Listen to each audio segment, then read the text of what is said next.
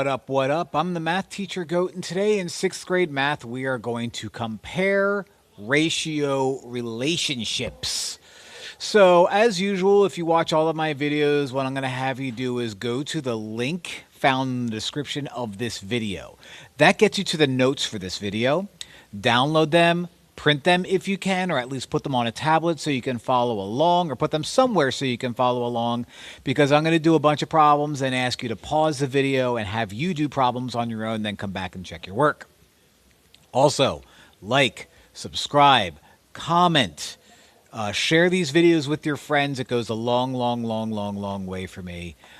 So please definitely do that. Warm up. Let's talk about what we're going to talk about today, and let's kind of introduce and set the table for a problem that we saw in a previous video where we are to graph equivalent ratios. Now, I look at these tables and I view these as points or ordered pairs that you can graph on this coordinate plane, also known as a coordinate grid. So 2, 1 in a table is the same as the point 2, 1. So I'll put a little point 2, 1 over there. 4, 2 is the same as the point 4, 2. 6, 3 is the same as the point 6, 3. 8, 4 is the same as the point or the ordered pair 8, 4. How do I graph each of those? Well, if I'm starting out with 2, 1, that 2 is my x value, so you're going to travel right on the x-axis, and that 1 means you're going to travel up on the y-axis. So go right 1, 2, go up 1, and that is our first point right there.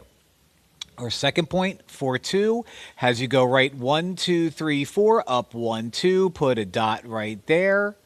6, 3 has you go right 1, 2, 3, 4, 5, 6, up 1, 2, 3.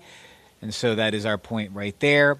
And 8, 4 has us start at 0, 0, our origin. Go right 1, 2, 3, 4, 5, 6, 7, 8. Go up 1, 2, 3, 4. And there we have a point again. 4 of them. And it just so happens that if I were to connect these dots, which I won't do, but if I were to connect the dots, it would be a perfectly straight line that would actually go through the origin 0, 0. And that's always going to be the case for equivalent ratios. You probably saw that in my last video if you watched it. And of course you did. You watch all my videos. If you didn't, just watch it anyway. It's fun. Today we're going to talk about Today we're going to talk about ratio relationships. What is that? Well, that's a comparison between two quantities. That's what a ratio is. We're also going to mainly focus today on unit rate. And that's when you compare a quantity to 1 unit. So if I'm driving down the road and I'm driving for 3 hours and I travel 180 miles, I may want to know what my speed is in miles per hour. So in a case like this, with smaller numbers, I have 12 miles in 3 hours, and that ends up being 4 miles per hour. And you're like, well, how do we get that? It's simple division, and you go in the order that it gives you. So if it's feet per second, miles every hour, gallons every minute, dollars every day, or in a day, or per day, you always divide that first number before the word every or per or something like that, or in. You divide that first number divided by that second number, and that gives you your unit rate. So it will be 4 miles per hour because 12 divided by 3 is 4 miles per 1 hour. Again, we're comparing it to a quantity of 1 unit, and so there's just an invisible 1 right there that we're never going to write it out. You're never going to say, I'm driving 60 miles per 1 hour. You're just going to say, I'm driving 60 miles an hour. You won't be driving anytime soon because you're in 6th grade. Now, I'm going to find the unit rate for each. And again, all that is division in the order that it's given to you. So 180 miles in 3 hours is the same as saying 180 miles per 3 hours. And so you're going to do 180 divided by 3, or 180 over 3. And at this stage, your math should be good enough where I know that that is going to be the same as 18 divided by 3, which is 6, and attach a 0. And we always give the rate while we're at it. So we'll say 60 miles per hour. If you're doing this in a class and your teacher's like, you could abbreviate that, you could say like MPH or something like that. 600 gallons over 6 minutes. That's the same thing as 600 gallons per minute. So 600 divided by 6. So regular 6 divided by regular 6 is 1, and attach those two zeros. So that would be 100 gallons per minute.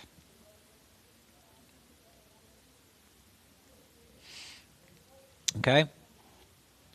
45 feet every 7 seconds. Same thing as 45 feet per 7 seconds. So 45 divided by 7. I don't know why that thing keeps popping up. Why does that thing keep popping up? That's really annoying. 45 feet every 7 seconds. 45 divided by 7 is going to be 9 feet per second. Do I need to move this? I guess I just need to move that down. My mouse is being very glitchy today. And I forgot to put the T on feet. Off to a great start. All right. Now that I did a bunch, I want you to try them out. So at this stage, I'm going to ask you to pause the video. If you have the notes, do the problems ahead of time. If you don't have the notes, then maybe you just watch this part and take it all in. It's good anyway. But right now, if you can, pause it and then come back when you're ready. Welcome back. So let's see if you did them right. Let's see how we did. $80 over 4 hours is the same thing as $80 per 4 hours. 80 divided by 4 is going to be $20 per hour. 32 ounces for 8 bottles is going to be 32 per 8. So 32 divided by 8 is going to be 4 ounces per bottle. Like that. And 4,500 kilometers in 5 days is the same thing as 4,500 divided by 5. So 45 divided by 5 is 9. Attach those two zeros and you get 900 kilometers, and let's abbreviate it, per day. Now that's just unit rate. If you're given problems in words, it's pretty easy stuff.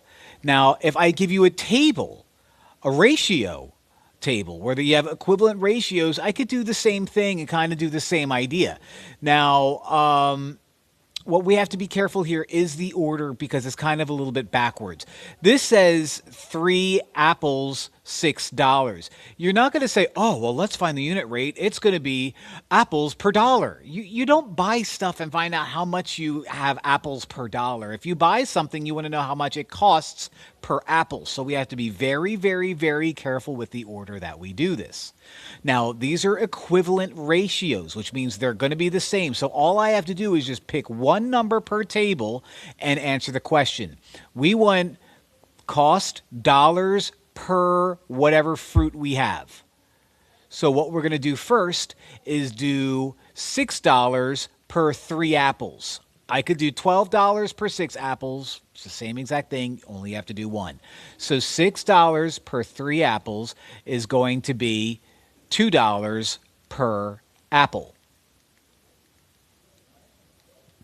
We do the same thing with the table down here. Pick whatever one you want. I'll pick 4 and 12. And we're going to do $12 per 4 oranges. So that's going to be 12 over 4, which is going to give us $3 per orange. What are we supposed to do? Which fruit has the higher unit rate? Well, the higher unit rate is going to be 3 versus 2. 3 is higher than 2. So the orange, written in green, is going to be the fruit with the higher unit rate. Let's do another one, but ask a slightly different question. Which snack has a lower unit rate? We're going to do the same thing again. And when you look at these objects, you have to be very careful that the order in which you do them. Okay, whenever I'm looking to find out how much sugar is in an object, I'm not going to say, well, I have 1 cookie per blah, blah, blah grams of sugar. That's not how you would say it. You would say, I want to know how much sugar per cookie.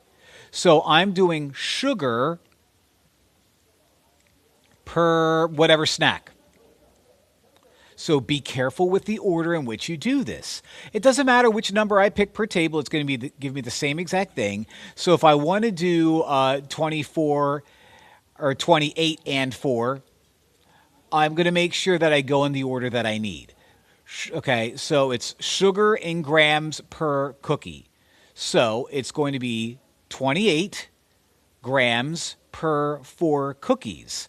Divide that, and you get 7 grams of sugar per cookie. Okay? Now let's do the same thing with the brownies. It doesn't matter which one I choose. I'll do 9 and 10 or 90 and 10 because it's easier, and I accidentally gave away my answer. We've got 90 grams of sugar for 10 brownies. So 90 divided by 10 is just regular old 9, and there's 9 grams per brownie. In this case, I want the lower unit rate. So the lower unit rate is that 7 right there. So my lower unit rate is going to be the cookies. Grandma's cookies. SpongeBob. Now, if you understand what we did, what you could do right now is look ahead to the next couple problems. Okay, if you have the notes, you can just pause the video now and then come back when you're ready. If you don't have the notes and if you want to move forward to the next part and then quick pause it and try it on your own, like by writing it on a notebook, that works for me too. All right, so pause the screen now. All right. Okay. Compare the two tables. Which drink has the higher unit rate? So I want the higher unit rate. So we have cola, we have root beer, and I want to do calories per whatever. Calories per whatever. So calories, and I'll put cal per soda. Or if you're from the Midwest, pop. All right, so for cola, let me pick U because I like the numbers a little bit better. So 720 calories for 6 colas is 72 divided by 6. 720 divided by 6, but 72 over 6 is what, 12? And then attach a 0 to it, and you have 120 calories per, what are we doing, cola here. Okay. Now do the same thing with root beer. I'll choose these two because, you know, numbers are nicer. So it's going to be 770 per 7 root beers. So 77 over 7 is 11, so attach a 0 to it. You get 110, and that's 110 calories per root beer. And I'll put RB for root beer. What do I want? The higher unit rate. Well, the higher unit rate is going to be cola, barely, by about 10 calories per soda. So I'm going to say that my answer is cola.